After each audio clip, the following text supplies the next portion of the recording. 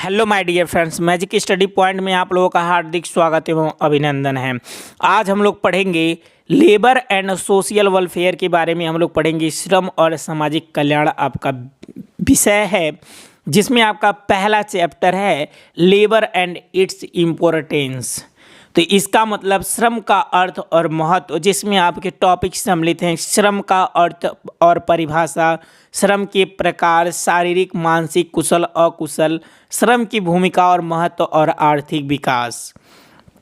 इस टॉपिक के आधार पर हम लोग देखेंगे कुछ 30 महत्वपूर्ण क्वेश्चंस जो नेट एग्ज़ाम में बार बार दोहराए गए हैं या फिर आ सकते हैं, जिसमें आपका, अगर आप देखिए, मैं क्वेश्चन तो बता रहा हूँ, अगर आपको लगे कि इस तरीके से नहीं इस तरीके से चाहिए तो आप कमेंट में ज़रूर बताइए कि आपको किस प्रकार से अच्छा लगेगा। जिसमें आपके पहला प्रश्न जो है आपका है, श्रम का मुख्य उद्देश्य क्या है? आय अर्जित करना, सामाजिक संबंध बनाना, मनोरंजन प्राप्त करना, पढ़ाई करना। तो देखिए, श्रम का उद्देश्य आमतौर पर उत्पादन और आय अर्जन करना होता है, तो इसका ऑप्शन नंबर जो हो जाएगा ए सही हो जाएगा। दूसरा प्रश्न है, श्रम का अर्थ क्या है? तो श्रम का अर्थ आप लोगों को पता होगा, इसका ऑप्शन नंबर ए सही होगा, मानसिक या शारीरिक क्या कार्य। श्रम किसी भी प्रकार के कार्य को संदर्भित करता है जिसमें प्रयास की आवश्यकता होती है, आपको पता होगा। लेबर शब्द किस भाषा से लिया गया है? तो लेबर शब्द जो है आपका लैटिन भाषा से लिया गया है, जिसका मतलब होता है, जिसका अर्थ होता है कठिन कार्य। तो इसका ऑप्शन नंबर जो हो जाएगा आपका ए सही हो जाएगा। चौथा प्रश्न नंबर है कि श्रम का समाजशास्त्रीय दृष्टिकोण किस पर केंद्रित है? तो समाजशास्त्रीय दृष्टिकोण जो है उत्पादन और समाज में योगदान महत्वपूर्ण। इसका मतलब इसका आर्थिक योगदान से संबंधित है। किससे? आर्थिक योगदान। ऑप्शन नंबर ए ही सही होगा।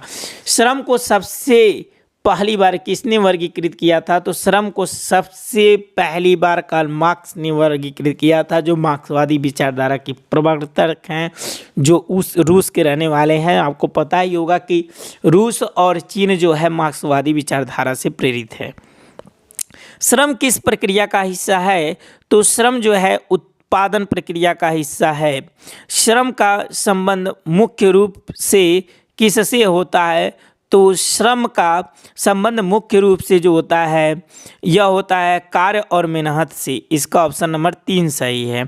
श्रम के बिना उत्पादन संभव है, हाँ या ना में जवाब आप लोग कमेंट में ज़रूर देंगे।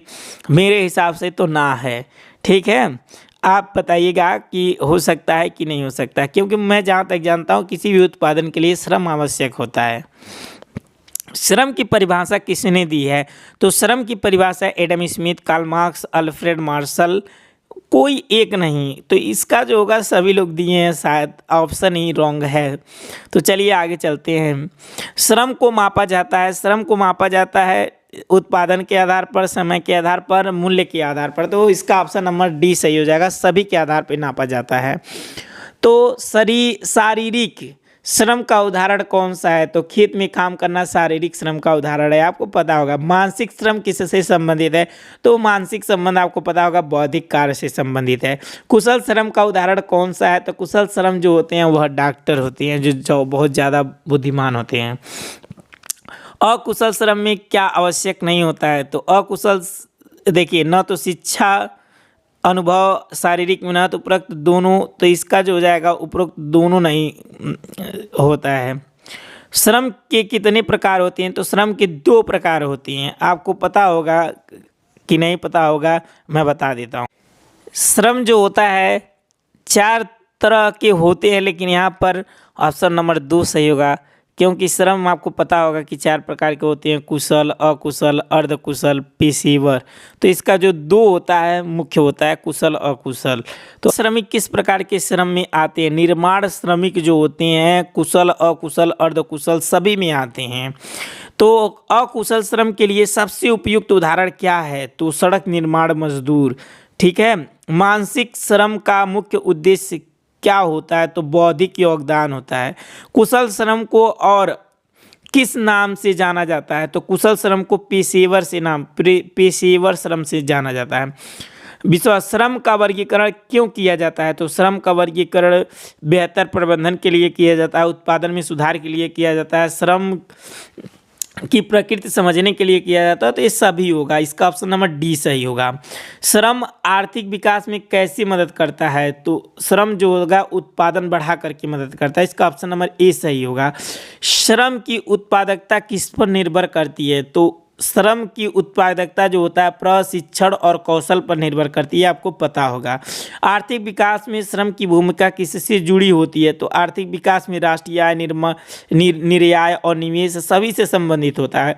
श्रम का सबसे बड़ा योगदान किस क्षेत्र में है? तो श्रम का सबसे बड़ा योगदान जो होता है कृषि, उद्योग, सेवा क्षेत्र सभी में होता है। कौशल विकास किससे संबंधित होता है? तो कौशल विकास जो होता है श्रमिकों की दक्षता बढ़ाना इस पर निर्भर होता है।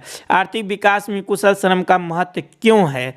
तो आप लोग पता होगा आर्थिक विकास में उच्च उत्पादकता के लिए भी होता है, समय बचाने के लिए भी होता है, कम लागत के लिए होता है। इसका मतलब ऑप्शन नंबर डी सही हो जाएगा। अकुशल श्रम का महत्व किसमें होता है? तो अकुशल श्रम का महत्व जो होता है निर्माण, आय, खेती, सामान्य सेवाएं सभी में होता है। आर्थिक विकास के लिए श्रम शक्ति को कैसे बढ़ाया जा सकता है? तो श्रम शक्ति को प्रशिक्षण दे करके बढ़ाया जा सकता है। श्रम का उपयोग किस में किया जाता है? तो श्रम का उपयोग पता होगा आपको राष्ट्रीय आय, सामाजिक विकास, व्यक्तिगत आय सभी में किया जाता है।